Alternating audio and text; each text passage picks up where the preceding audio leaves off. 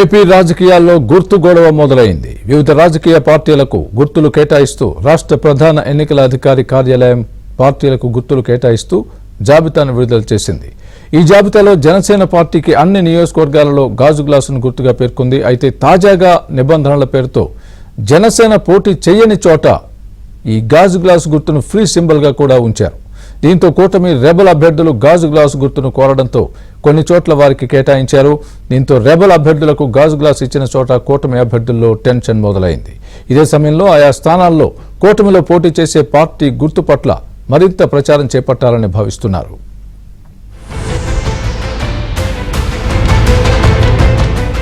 రానున్న సార్వత్రిక ఎన్నికల్లో గుర్తు గొడవ ఏపీలో మొదలైంది. ముఖ్యంగా జనసేనకు అన్ని నియోజకవర్గాల్లో గాజు గ్లాస్ గుర్తును కేటాయిస్తూ ఈ నెల 26న సీఈఓ కార్యాలయం ఓ ప్రకటనను విడుదల చేసింది.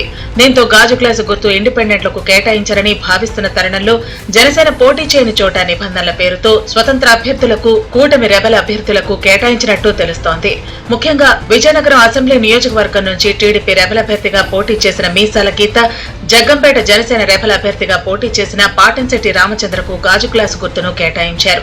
దీంతో ఆ స్థానాల్లో పోటీ చేస్తున్న కూటమి అభ్యర్థులకు ఈ గాజు గ్లాసు గుర్తు కాస్త ఆందోళనకు గురిచేస్తోంది.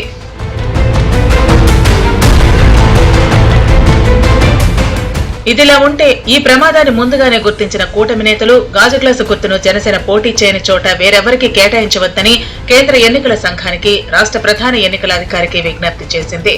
అయినా ఆ విజ్ఞప్తులను పట్టించుకోకుండా ఈసీ ఈ గాజు గ్లాసును ఇండిపెండెంట్లకు కేటాయించడంపై కూటమి నేతలు తీవ్ర అభ్యంతరాలు వ్యక్తం చేస్తున్నారు.